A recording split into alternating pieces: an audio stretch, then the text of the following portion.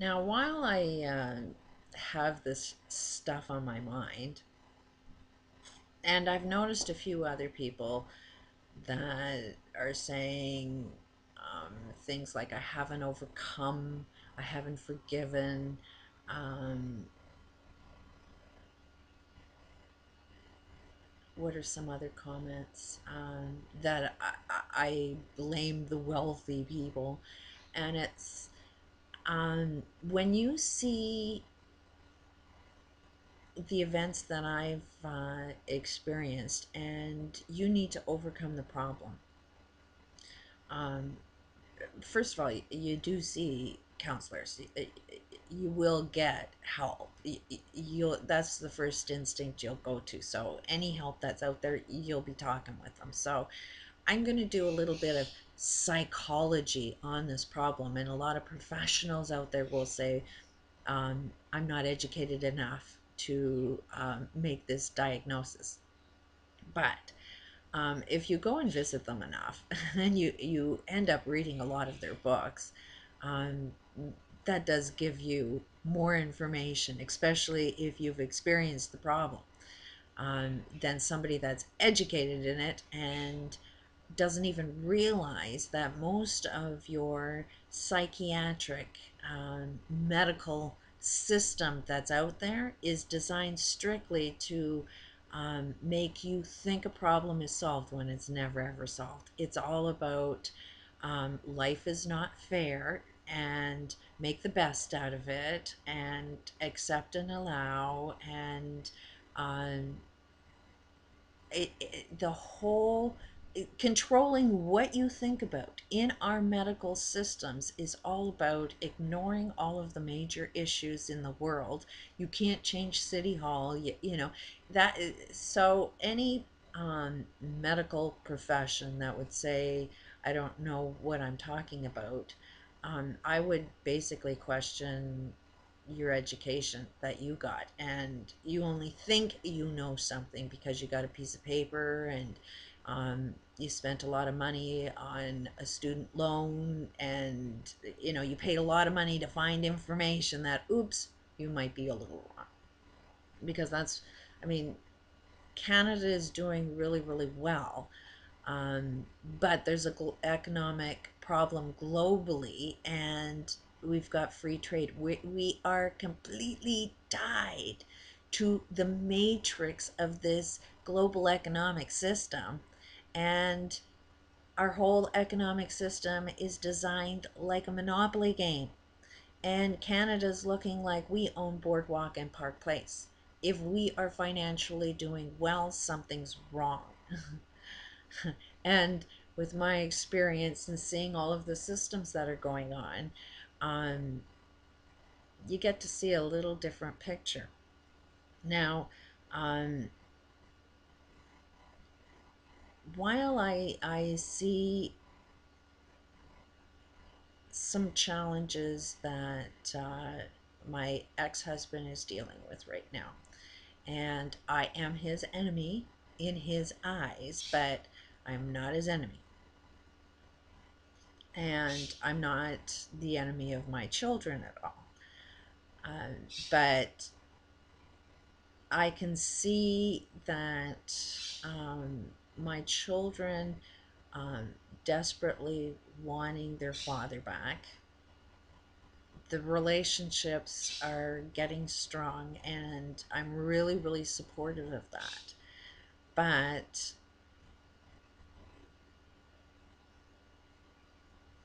somehow there has to be some healing within my ex-husband. And I mean, I tried doing that for 20 years when I was married to him. And if I knew what I know now, I probably wouldn't have gotten a divorce. Um, but ultimately, it has to be, everybody's got to be on the same page. And one thing that I've noticed is that when my husband, my ex-husband, would start behaving like his father, and the behaviors that he didn't like, then he would change his behaviors right away. And I can see that for the last, while I divorced him, my ex husband was getting a lot of approval from his father. So it's easy for me to forgive my ex husband for what he did, because I know that he's constantly looking for love and approval from his father. And he was getting it as long as he was able to afford, the $300,000 house and the vehicles, and he can leave his family and not financially support him. His family was making him look like he was doing a good thing. So these are things that it makes it really easy for me to forgive my ex-husband when his family tree was supporting that kind of behavior. That is why our social um, rules that we live by need to be examined a little better. We are all looking for approval from our parents, and we'll do anything for our parents. And that's what I'm finding with my kids. I've got four amazing kids that will do anything to gain approval from their parents. They will live their life purpose.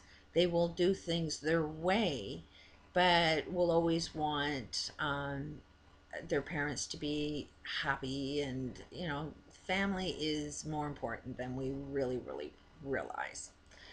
It's something that we push away, but yet we're constantly always wanting, which is why I think we're all kind of insane. We all want to value family, but for some reason we're so busy destroying family. And what I seen is my ex-husband's father was so cold and kind of warped in his way of thinking, and yet he was in the war and married a wife from England, who obviously wasn't very happy. I mean, to gain some happiness, you go into right brain thinking. Get into the arts when your life is so painful, and you're blocking out problems. You tend to go into right brain activities. So it'll be art or flowers or nature. These are healing directions for yourself. While my ex-husband's wife or mother died of problems from her throat from being around flowers, and the toxic chemicals um, caused her cancer. So if she was, growing flowers without toxic chemicals, then she'd probably be alive today. But um, I know she wasn't a happy woman, and she was very, very determined in spending most of her time with flowers instead of her husband. So this man has created a lot of misery in his family.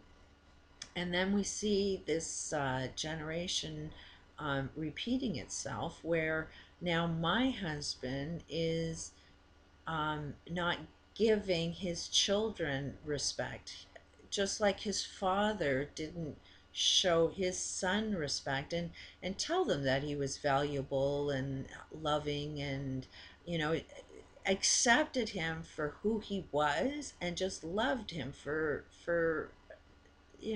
there is goodness in my ex-husband. But nobody told him that. His father never said anything about that.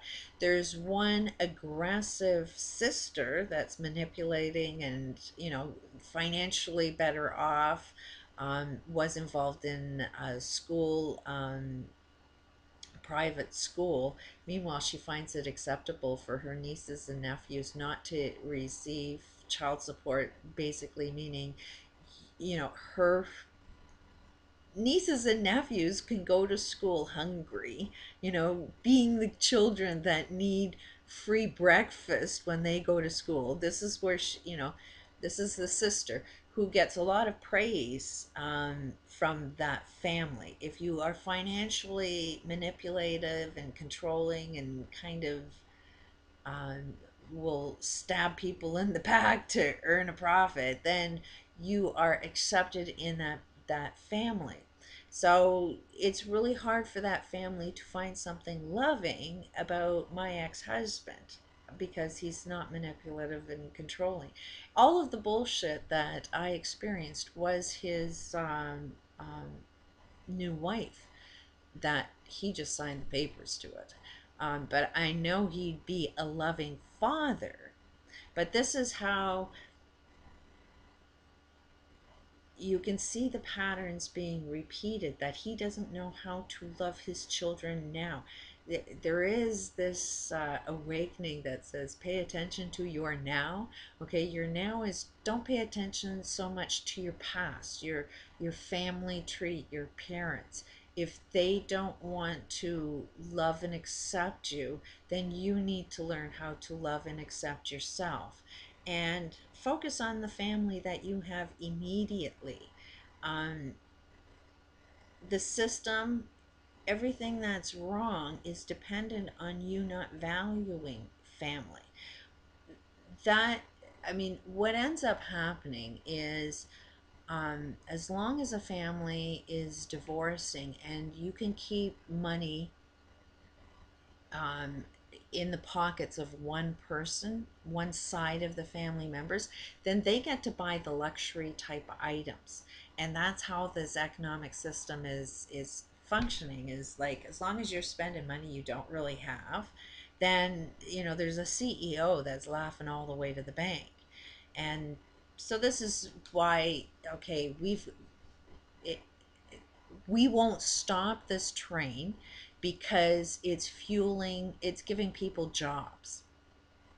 So, but we can get jobs fixing this problem. Um,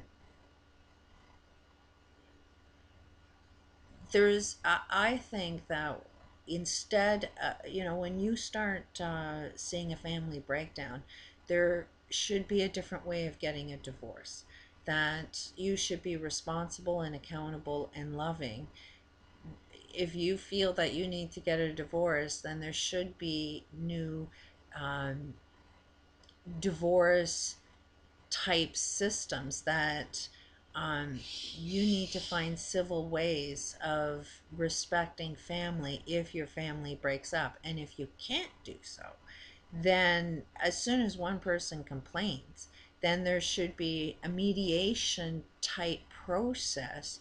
Not where, and I've been in mediation before, where I could say white and he'd say black, and then as soon as I agree to black, he's changing it to white. Like, um, I have not seen the level of negotiation that's capable of going on.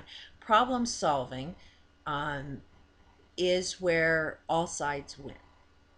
So negotiations and looking after your family should be a win-win for everybody. Nobody should feel like they're being taken advantage of, and nobody should have the right to take advantage of anybody. But our children need to matter, and it doesn't appear like parents are really being parents to our children these days. And that's where my biggest intention is, that um, to me, my children are over the age of 18, but they're still my children. And they're carrying this with them for the rest of their lives. And this problem is going to perpetuate, because patterns within patterns, they're going to repeat this all over again. So our wake up call is more or less to sort of get to know some of these deep problems that are going on within our systems. Get out of our justice system, because they are not finding out the what's right and what's wrong, and they are taking away human right. It is our human right to have food, and this is directly taking away food from our children. So we need to find better ways, and there are better ways of not tearing families apart as much as they are, and you'll end up loving your life in the process, because that's ultimately the cause of it, is you're hating your life and you're making everybody else hate your life. But as soon as you learn how to love your life, everything is works itself out. Peace out.